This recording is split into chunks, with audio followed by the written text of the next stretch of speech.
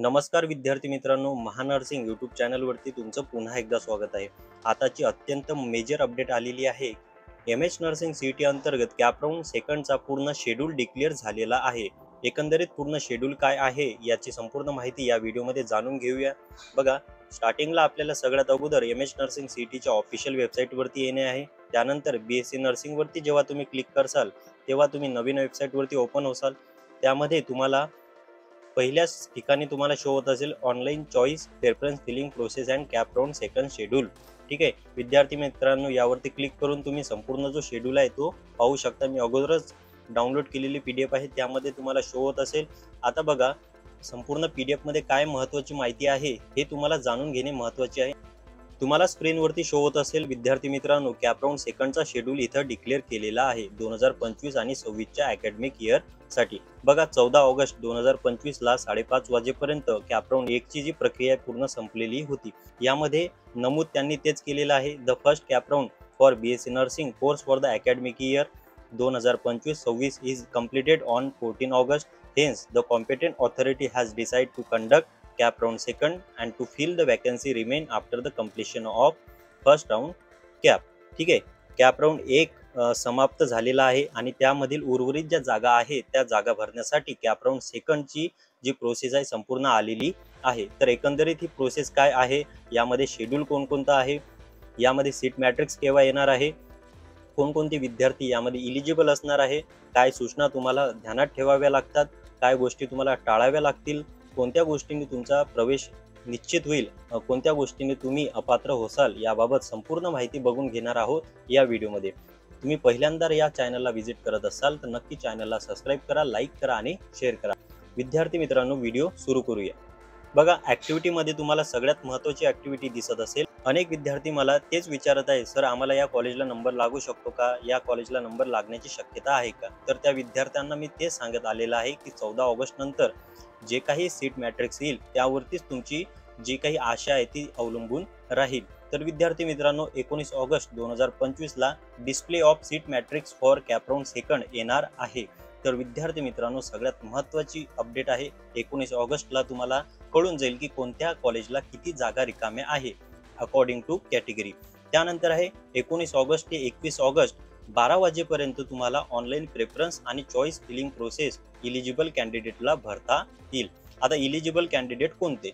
जे विद्यार्थी cap round 1 मध्ये त्यांनी कॉलेजची बेटरमेंट केलेली आहे आणि जॉईनिंग करून ते पुढे गेलेले आहे, असे विद्यार्थी कॅप राऊंड सेकंड खेळू शकतील। ज्या विद्यार्थ्यांनी स्टेटस रिटेन्शन फॉर्म भरलेला आहे त्या विद्यार्थ्यांना कॅप राऊंड सेकंड खेळता येणार नाही।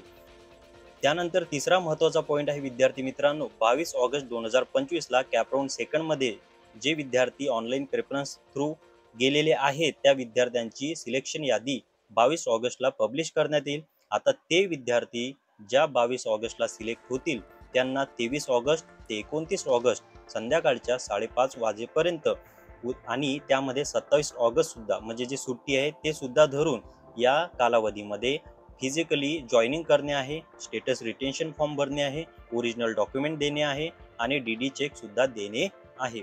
तर विद्यार्थी मित्रांनो, सगळ्यात महत्त्वाचा हा शेड्यूल तुम्हाला ध्यानात असणं पाहिजे, कारण जे विद्यार्थी कॅप राऊंड 1 मधून बेटरमेंट केलेले आहे त्या विद्यार्थ्यांसाठी अतिशय महत्त्वाचा हा शेड्यूल आहे। आणि जे विद्यार्थ्यांच्या नावाजवळ चॉईस इज नॉट अवेलेबल आलेला आहे त्या विद्यार्थ्यांना सुद्धा हा अतिशय इम्पॉर्टंट व्हिडिओ आहे, कारण कॅप राऊंड 1 मध्ये त्यांना कॉलेज लागलेलं नव्हतं। तर अशा विद्यार्थ्यांना घाबरून जाण्याचं कारण नाही, कॅप राऊंड 2 मध्ये तुम्हाला योग्य प्रकारे कॉलेज अपलोड करावे लागतील। तर अशा विद्यार्थ्यांना सुद्धा मी ते सांगू शकतो की जर तुम्हाला कॅप राऊंड 2 साठी चांगले कॉलेज अपलोड करणे आहे, कॉलेज कोड ॲड करणे आहे, तर तुम्ही नक्कीच आमच्या व्हॉट्सअप चॅनल ग्रुपशी जॉईन व्हा। तिथे आम्ही फ्री काउन्सिलिंग तुम्हाला देण्याचा प्रयत्न करतो आणि त्या कारणामुळे तुम्हाला कॅप राऊंड सेकंड मध्ये तुमचा नंबर लागू शकतो। आता हे आम्ही का म्हणत आहे, कारण खूप सारे विद्यार्थी कॅप राऊंड 1 मध्ये त्यांनी आमच्याकडून फ्री काउन्सिलिंग घेतलेली आहे, त्यांचे ॲडमिशन हे गव्हर्नमेंट कॉलेजला लागलेले आहे। तर विद्यार्थी मित्रांनो, नक्कीच तुम्ही डिस्क्रिप्शन बॉक्समध्ये असणाऱ्या फ्री काउन्सिलिंग व्हॉट्सअप चॅनलशी जॉईन व्हा। विद्यार्थी मित्रांनो, त्यानंतर कॅप राऊंड सेकंड मधल्या ज्या महत्त्वाच्या इन्स्ट्रक्शन आहे त्या सुद्धा तुम्हाला माहीत असणे गरजेचे आहे, कारण यावेळीच तुमचा जो प्रवेश आहे हा पात्र किंवा अपात्र होऊ शकतो। ठीक आहे, तर सगळ्यात अगोदर त्यांनी तेच सांगितलेलं आहे की जे काही Candidate should be verify the fee structure of private minority college on the respective college website and FRA fee regulatory authority website before filling in their choice and preference. बघा विद्यार्थी मित्रांनो, मी तुम्हाला किती दिवसापासून तेच सांगत आहे, लाईव्ह मध्ये तेच सांगत आहे की ज्या विद्यार्थ्यांनी एखादं कॉलेज जर सिलेक्ट करणे आहे तर त्या विद्यार्थ्यांना अगोदर त्या कॉलेजचे FRA किती आहे म्हणजे वार्षिक फी किती आहे हे सुद्धा माहिती करून घ्या. कारण शासन तुम्हाला एक लिमिटेड पर्यंत स्कॉलरशिप प्रोव्हाइड करते. त्या व्यतिरिक्त जो खर्च आहे हा तुम्हाला भरावा लागेल. तर नक्कीच तुम्ही FRA माहिती करून घ्यावी. तर प्रायव्हेट आणि मायनॉरिटी कॉलेजच्या फी स्ट्रक्चर तुम्हाला माहिती करून घेणे गरजेची आहे. त्यानंतर आहे all candidate participating in CAP round second are required to fill fresh choice preference for this round. If candidate does not fill choice preference he will not be consider for CAP round second. विद्यार्थी मित्रांनो, सगळ्यात महत्त्वाची सूचना येथे दिलेली आहे की जे विद्यार्थी कॅप राउंड सेकंडसाठी इलिजिबल आहेत किंवा त्यांना फॉर्म भरणे आहेत तर त्या विद्यार्थ्यांना कॅप राउंड सेकंडमध्ये पुन्हा नव्याने चॉईस कोड फिलअप करणे आहे. ही महत्त्वाची सूचना तुम्हाला माहीत असायला पाहिजे की चॉईस प्रेफरन्स तुम्हाला पुन्हाने कॅप राउंड सेकंडमध्ये भरणे आहे.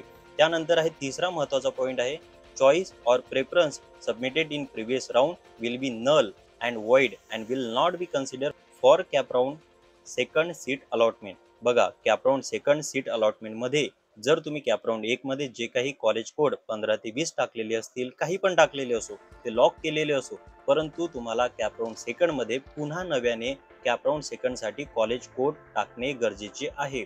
अदरवाईज जर तुम्ही हे टाकले नाही तर तुमचं कॅप राउंड सेकंड साठी सिलेक्शन होणार नाही. ही महत्त्वाची सूचना तुम्ही ध्यानात बसून ठेवा.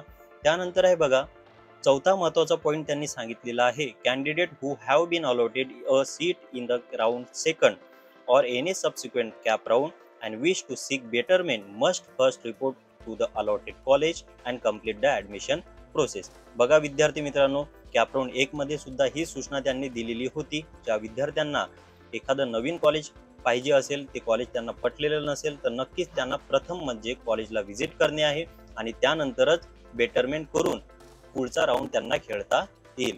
त्यानंतर आहे महत्त्वाची सूचना Candidate who want to betterment should not be fill the status retention form. Once status retention form filled, it cannot be revert. बघा सगळ्यात महत्त्वाची त्यापेक्षा सूचना आहे की जे विद्यार्थी बेटरमेंट करणे आहे त्या विद्यार्थ्यांना कधीही स्टेटस रिटेन्शन फॉर्म भरू नये. त्यांनी फक्त जॉईनिंग करा कॉलेजला आणि बेटरमेंट करा.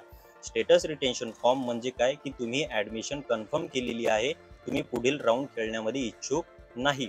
त्यानंतर आहे 6वी महत्त्वाची instruction if any candidate is satisfied with the allotment and wants to confirm the admission, they should be fill out the status retention form.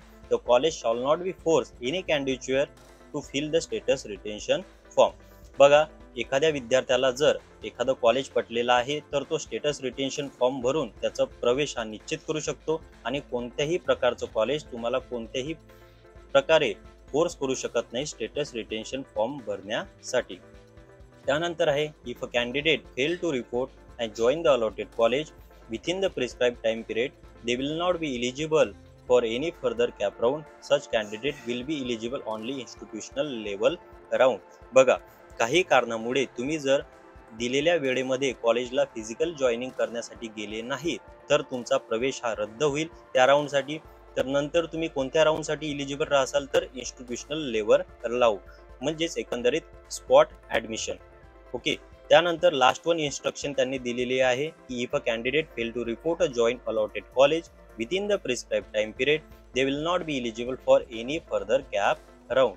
बघा काही विद्यार्थी काही कारणास्तव त्या कॉलेजला फिजिकली जॉईनिंग केली नसेल तर त्या विद्यार्थ्यांना जरी ऍडमिशन पाहिजे असेल तर ते फक्त इन्स्टिट्यूशनल लेवल राऊंडलाच खेळू शकतील, उदाहरणार्थ स्पॉट राऊंडला किंवा स्पॉट ऍडमिशनला. त्यानंतर कॅप राऊंड 3 साठी ते इलिजिबल नसणार आहे. ओके विद्यार्थी मित्रांनो, तुम्हाला एकंदरीत मी पूर्ण PDF पूर्ण सखोलरित्या मराठी भाषेत सोप्या पद्धतीत सांगून दिलेली आहे. ज्या विद्यार्थ्यांना कॉलेज कोड कसे प्रविष्ट करायचे आहे तर नक्की तुम्ही व्हॉट्सॲप चॅनल ग्रुपशी जॉईन व्हा आणि एकंदरीत हा जो सीट मॅट्रिक्स पासून तर फिजिकली जॉईनिंग प्रोसेसचा जो टाइम पिरियड आहे हा नक्की तुम्ही ध्यानात ठेवा जेणेकरून तुमचं ॲडमिशन हे नक्की निश्चित होऊन जाईल. तर एकंदरीत विद्यार्थी मित्रांनो, हा व्हिडिओ आवडला असेल तर नक्की चॅनलला सबस्क्राईब करा, लाईक करा आणि शेअर करा. धन्यवाद.